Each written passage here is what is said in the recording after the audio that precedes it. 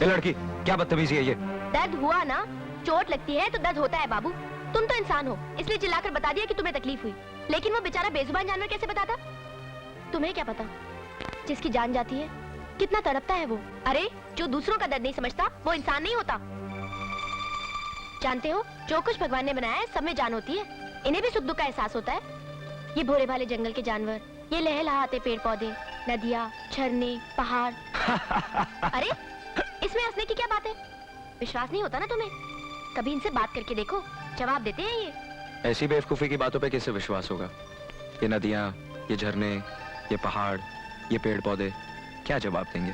ओ शहरी बाबू, इतना घमंड मत करो, इन्हें बेजान मत समझो, इन्हें दिल से पुकारो, बहुत प्यार से जवाब देते हैं ये। मेरे भी एक सवाल का जवाब प्यार से दोगी? कौन सा सवाल? तुम्हारा नाम क्या है? चलो चलो नीचे उतरो। क्यों? अरे उतरो तो सही। अब पूछो कि हमने दूसरा थप्पड़ क्यों मारा? ये हमने गुस्से में नहीं मारा, ये हमने इसलिए मारा ताकि तुम्हें पहला थप्पड़ याद रहे। स्वर्गीय दीनानाथ मास्टर कहा करते थे कि इंसान के मुंह पर दूसरा थप्पड़ पड़े तो उसे गलती करने पर खाया हुआ पहला थप्पड़ याद रहता है। तैयार है तैयार, बहुत जोर से भूख लगी है, वरना आज हम अच्छी तरह समझा के जाते। समझ गया ना चेतक? जानते हो, जो कुछ भगवान ने बनाया है सब में जान होती है, इन्हें भी सुख दुख का एहसास होता है। ये भोले भाले जंगल के जानवर, ये लहलहाते पेड़ पौधे, नदियाँ, झरने, पहाड़। अरे इसमें हंसने की क्या बात है? विश्वास नहीं होता ना तुम्हें? कभी इनसे बात करके देखो, जवाब देते हैं ये।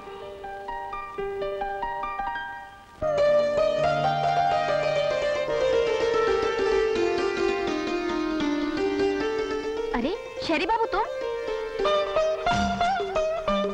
तैयार है दैया, एक ही थप्पड़ में हमारी बात समझ गए। अरे हम तो स्वर्गीय दीनानाथ मास्टर हो गए। स्वर्गीय? तुमने कल भी यही बात कही थी। भला ये दीनानाथ मास्टर है कौन जो स्वर्गीय होने के बाद भी तुम्हारी जुबान पर बैठे हुए हैं? वो तो हमें भी नहीं मालूम, पर तुम एक बात तो बताओ कि तुम्हें हमारी बात इतनी जल्दी कैसे समझ में आ गई? तुम्हारे करारे थप्पड़ की वजह से। वो तो आनी ही थी, शुक्र करो एक ही थप्पड़ में आ गई। दैया रे दैया, जानना पहचान बात करते ही चले जा रहे हो। जान पहचान तो कल ही हो गई थी, उस बेचारे जानवर की वजह से। वैसे लगता है कि तुम अब भी मुझसे नाराज हो। नाराज तो थे हम, फिर हमने सोचा पल्लवी, ये शहरी बाबू तो तेरी तरह जानवरों से प्यार करने लगा है, तो कर दे दुश्मनी खत्म, सो कर दी। अब हम ये सोच रहे हैं कि तुम्हें क्या कह के पुकारे। मेरा नाम राजा है। हमने पूछा तुम्हारा नाम, राजा हो या गंगू तेली, हमें क्या लेना देना? तुम बोलते बहुत हो। वैसे हम ये सोच रहे हैं कि तुम्हें साथी कह के पुकारे। साथी? साथी का मतलब समझते भी हो कि नहीं? नहीं, समझा दो ना। ओफो, क्या क्या समझाना पड़ेगा तुम्हें। साथी का मतलब होता है जन्म जन्म साथ निभाने वाला, जिसके साथ रहने को जी चाहे, जिससे बातें करने को जी चाहे, और जिसके मुंह पर थप्पड़ मारने को जी चाहे। वो तो हमने गुस्से में मार दिया था, दोस्ती में इतनी जोर से थोड़ी ना मारते हैं। लो, हम भी यहाँ खड़े खड़े तुम्हारी बातें सुन रहे हैं और यहाँ पेट में चूहे कूद रहे हैं। अच्छा हम जाते हैं, बहुत जोर की भूख लगी है। लो, हमारी अकल भी मारी गई है। अभी अभी तुम्हें साथी कहा और अकेले चल दिए खाना खाने। अब खड़े खड़े हमारा मुंह क्या देख रहे हो? चलो हमारे साथ, हम उस पहाड़ी के पीछे रहते हैं। तो आ जाओ घोड़े पे, जल्दी घर पहुंच जाओगी। ना बाबा ना, एक जवान लड़का और एक जवान लड़की एक साथ घोड़े पे नहीं बैठते। क्यों? ये बात तुम्हारी समझ में नहीं आएगी। तो समझा दो ना। वो भी समझा दूंगी बाबा, पहले घर पे तो आओ। चल।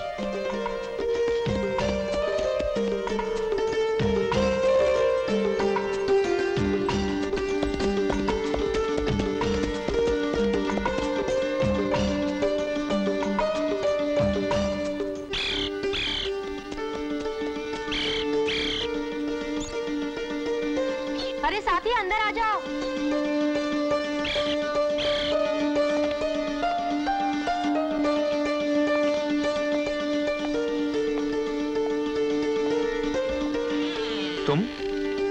तुम क्या उड़कर आ गई? तो क्या तुम समझते हो कि तुम्हारा घोड़ा ही हवा से बातें कर सकता है? जानते नहीं, जवान लड़कियां हवा की तरह इधर उधर घूमती है, जैसे कि तितलियां। ओह, तो ये आपके स्वर्गीय दीनानाथ मास्टर ने कहा होगा। अरे तुम्हें कैसे मालूम? वैसे ये बात तो बाबा बताते हैं। तुम्हारे बाबा और मास्टर जी की कही हुई बातें इलाके के सब लोग जानते हैं। हाँ, सो तो है। अरे तुम अभी तक खड़े हो, बैठो ना साथी। ये देखो, हमारे बाकी मीठे मीठे फल। खाओ ना। अब बताओ कि एक जवान लड़का और एक जवान लड़की एक साथ घोड़े पर क्यों नहीं बैठ सकते? तुम तो एकदम बुद्धू हो। स्वर्गीय दीननाथ मास्टर कहते थे कि शादी से पहले लड़का लड़की से टकराता है तो क्या होता है? बिजली कड़कती है, फिर बेचैनी होती है, फिर दिल पे अधिकार नहीं रहता, फिर दिल ऐसी जगह ले जाता है जहाँ से अकेले लौट नहीं सकते। ऐसा क्यों होता है पल्लवी? लो, अब ये भी मुझे बताना पड़ेगा। दैया रे दैया, कैसे बेशर्मो अनाड़ी कहीं के। उन दोनों में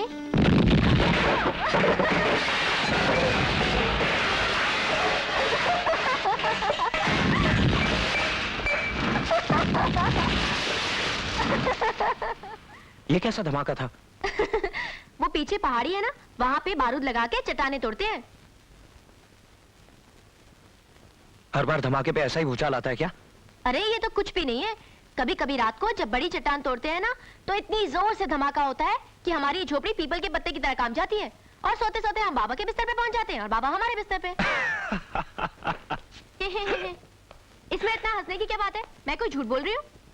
सिर्फ झूठ नहीं, महाझूठ। अरे ये तो वही बात हो गई कि बादल में बांस डाला और बारिश हो गई। बंडलबाज। क्या मैं बंडलबाज हूँ? थोड़ी देर ठहरो, सब पता चल जाएगा। स्वर्गीय दीननाथ मास्टर कहा करते थे, हाथ कंगन को आरसी क्या और पढ़े लिखे को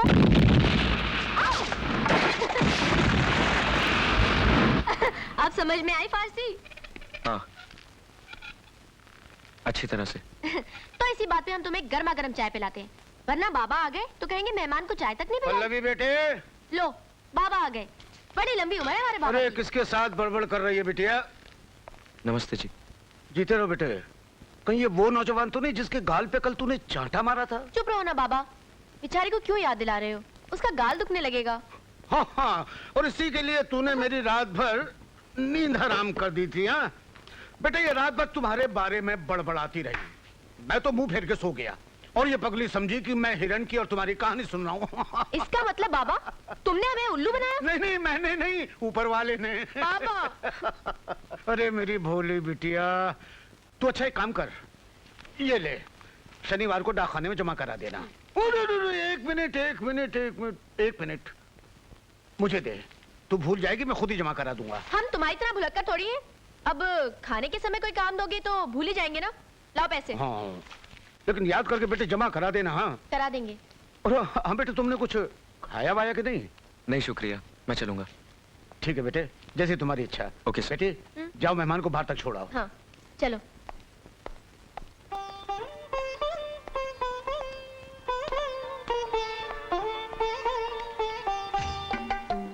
अच्छा चलो पल्लवी, फिर मिलेंगे। पल्लवी नहीं, साथी। इतनी जल्दी भूल गए? अच्छा बाबा, माफ कर दो साथी। See you. चल बेटा।